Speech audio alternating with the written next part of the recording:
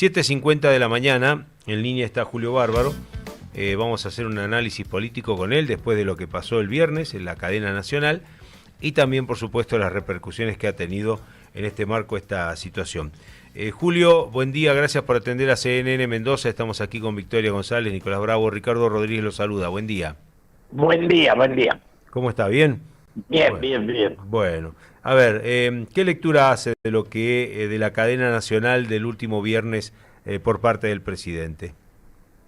Para mí, desde el punto de vista político, fue absurda, es algo que no se comprende.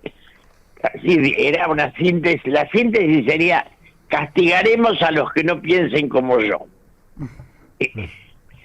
Una definición del autoritarismo llevada al extremo.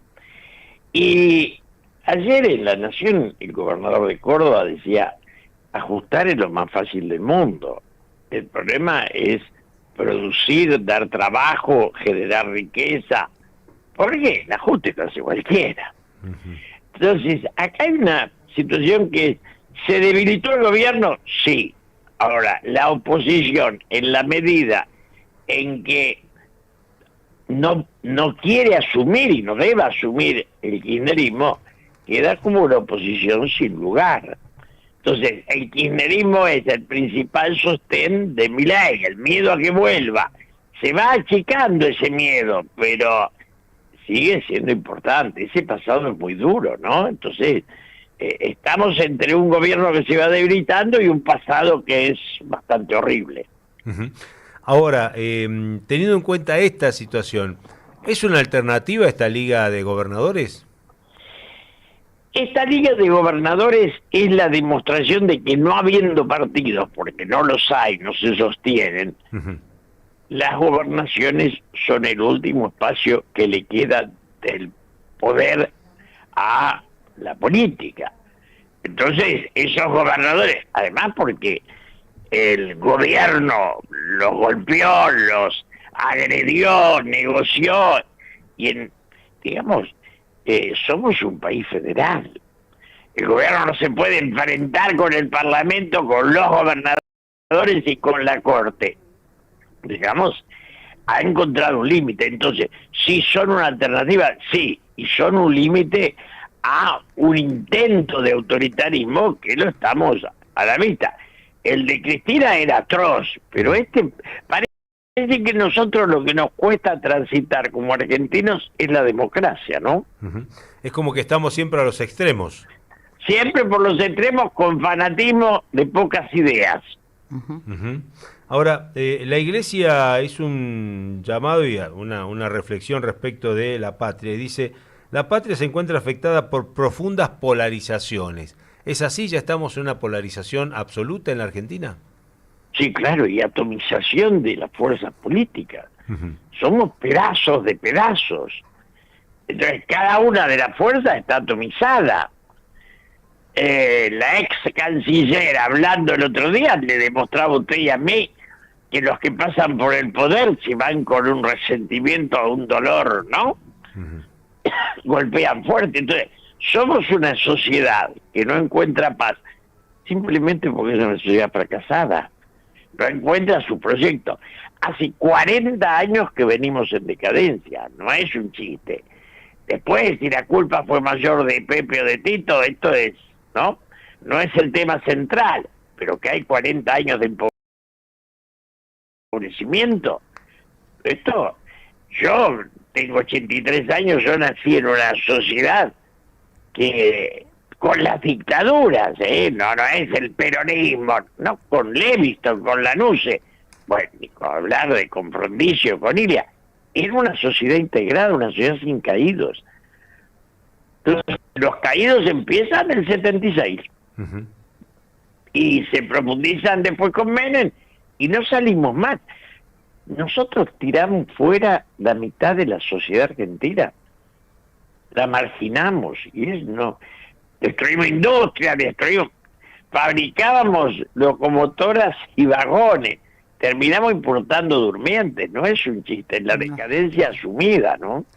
Julio, ¿cómo ve la participación de Cristina Kirchner a pesar, ¿no?, de estar detenida?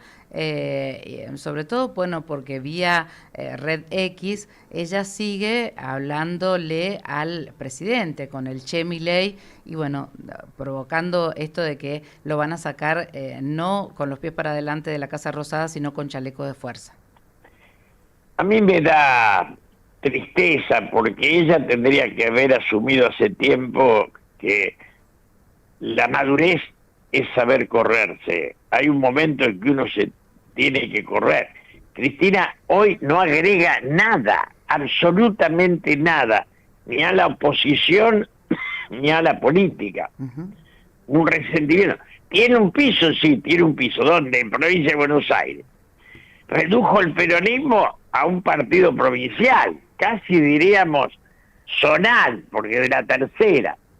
Y todas sus palabras, aunque tengan cordura, no sirven, porque cuando una estructura de pensamiento dejó de tener futuro, es una carga nada más, se convierte en eso. Yo escuchaba recién cuando usted hablaba de los extremos.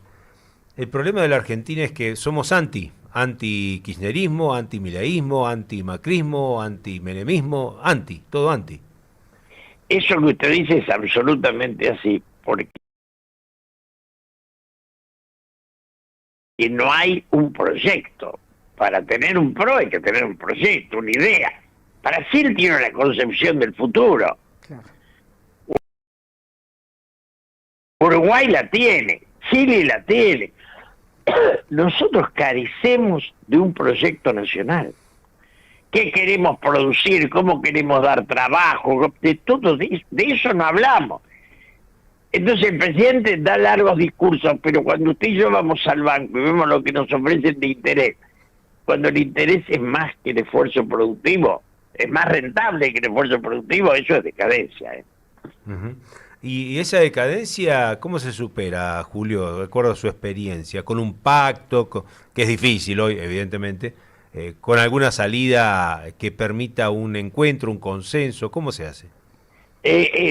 Solamente después de la crisis que se avecina, que sin duda viene, y no hay salida, estos números que inventan, que hay menos pobres, los cuentan al revés, los cuentan pata para arriba, y usted y yo vemos en la calle que el consumo bajó y que le dicen que creció.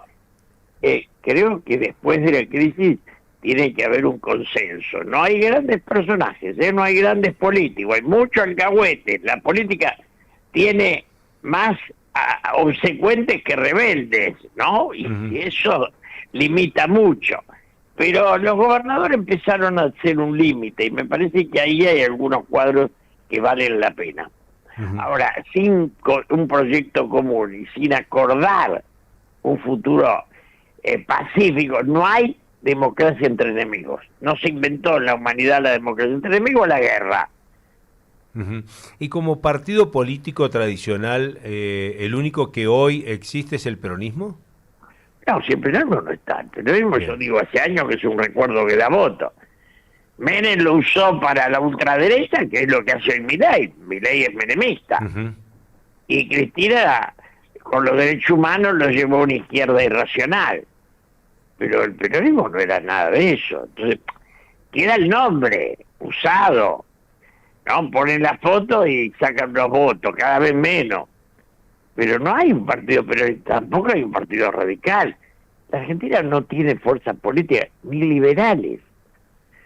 En algún momento uno lo vea a Roberto Kachanowski, ve gente que tiene principios, pero queda poco pensamiento, poca coherencia, mucho oportunismo, mucho obsecuente que sale corriendo a aplaudir al vencedor, creyendo que en eso hay un acto revolucionario, no lo disfrazan de eso. Lo introduzco en algo interesante. El fin de semana el gobernador de Mendoza, Alfredo Cornejo, de origen radical, que estuvo en su momento con Néstor Kirchner, estuvo en su momento con Mauricio Macri, bueno, y ahora está con Milei. Él dice, el radicalismo de Mendoza no es acomodaticio, es moderno y lee los cambios sociales. ¿Cree que hay un radicalismo que lee cambios sociales? No, yo creo que dime de qué alardeas y te diré de qué careces, decía mi abuela. Eso es absolutamente acomodaticio.